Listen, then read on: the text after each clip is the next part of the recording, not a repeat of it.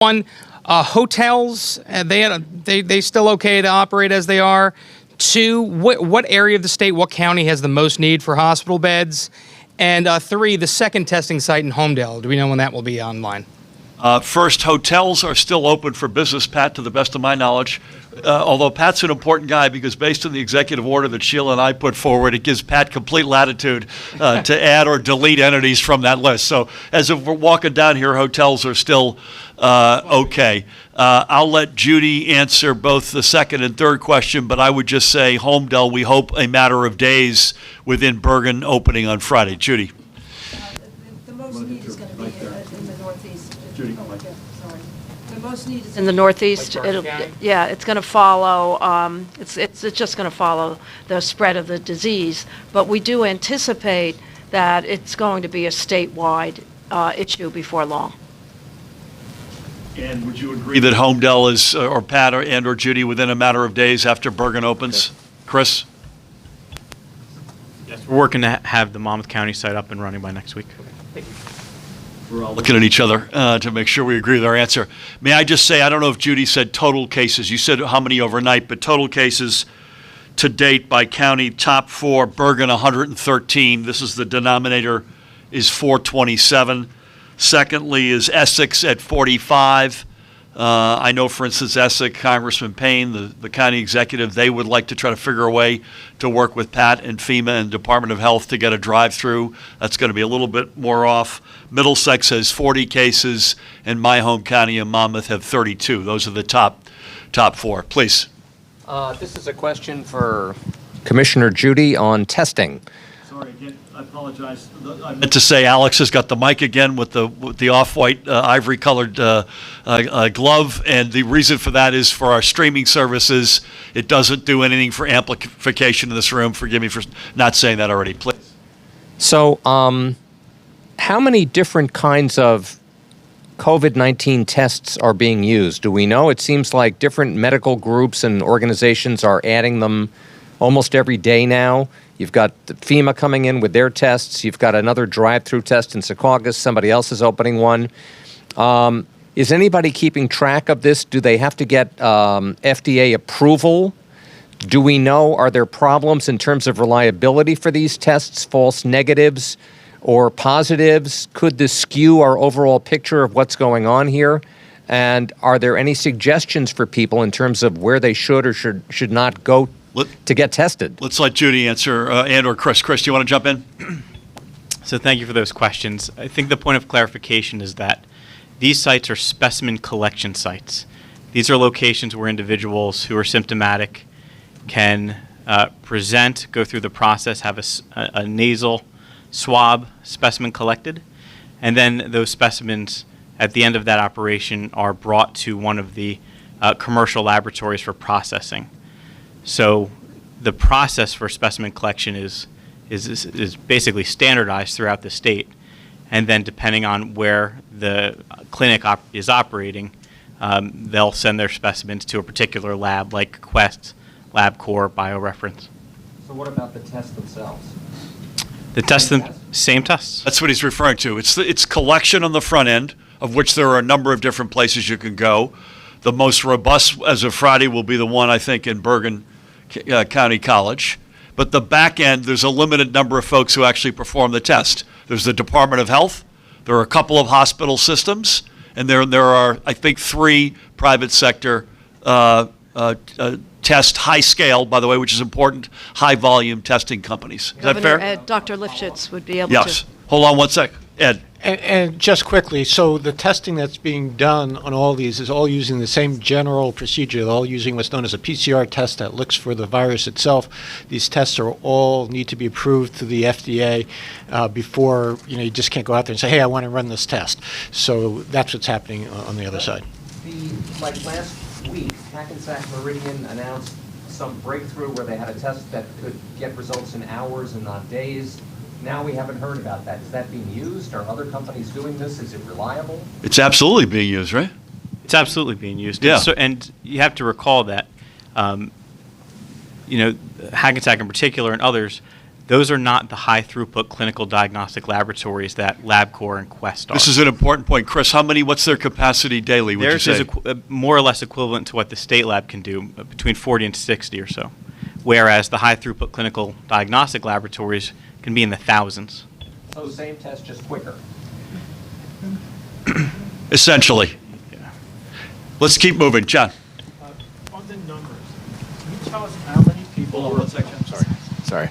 On the numbers, can you tell us how many people who are positively or presumptive positive and infected have been hospitalized and are currently hospitalized?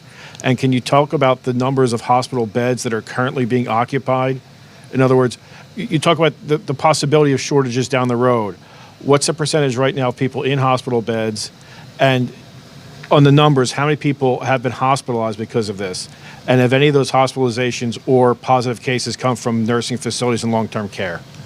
All good questions that I don't have answers for. We do not have the diagnosis in every hospital of a COVID-19 individual. We do know generally about 55% of all of our positive cases end up in the hospital. That's a general number. That will fluctuate depending on the number of cases that we have.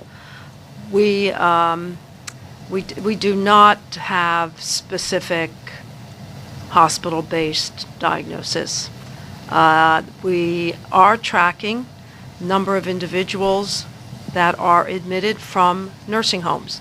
I don't have that number today, but I will have it for you. You can ask Alex, and we can get it for you later. We track that very diligently because of the high-risk nature of those individuals. Judy, has the 55% about held in terms of 55% of positives either are or have been in a hospital? I would think so, Ed. Yeah. Dr. Lifshitz, he's closer to these numbers than Yeah. anyone. And the short answer is yes. However, we expect as time goes on, as more and more people get tested who have milder symptoms and milder illness in the first place, that those numbers will drop. You have to remember that early on we've been testing mostly people who have been the sickest to begin with. So that doesn't mean that 55% of everybody gets sick with this will end up in a hospital. If that number holds true, John, it looks like about 230 out of 427, assuming that number has held. Let's also remind everybody, and again, if I get this wrong, the health experts will correct me, that we have a lot less visibility into the high-speed, high-scale commercial testing companies. BioReference, Quest, LabCorp. The good news is they could do a lot faster and a lot bigger scale, and we need that. The challenging news is we don't have at least at this point the same insights as we would have in particular into the Department of Health. And I also want to underscore something that Ed just said. When when the first tests were available, particularly obviously at the Department of Health, you were by definition testing people who were, I'm going to use a term of art here, quite sick. We are not yet going to be to the worried well. You're still going to need a reason, a permission slip essentially to pull up to Bergen County College on Friday. You're going to have a healthcare counterpart that's going to deem that you're worthy of that test. But by definition, the pool is going to be more healthy and less acute than the original pool that we started with. Is that a fair assessment?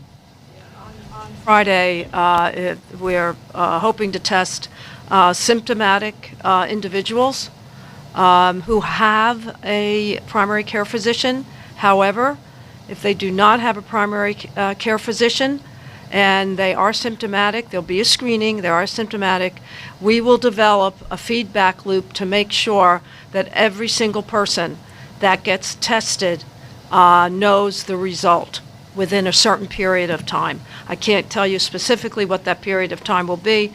We're obviously working on that, but I want to make sure that individuals understand that they will not be turned away if they do not have a primary care physician.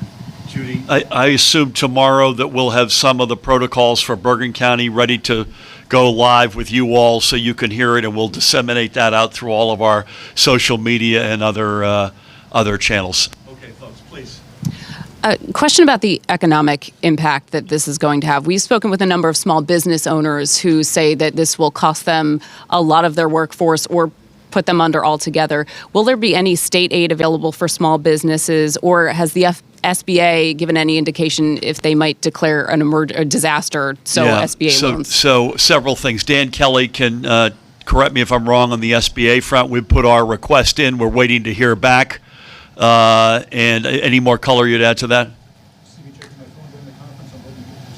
Yeah, we're checking that real time. So, listen, the impact on small businesses is unmistakable.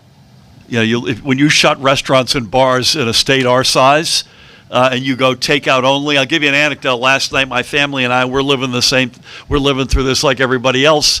First two restaurants we called up to order in from were closed.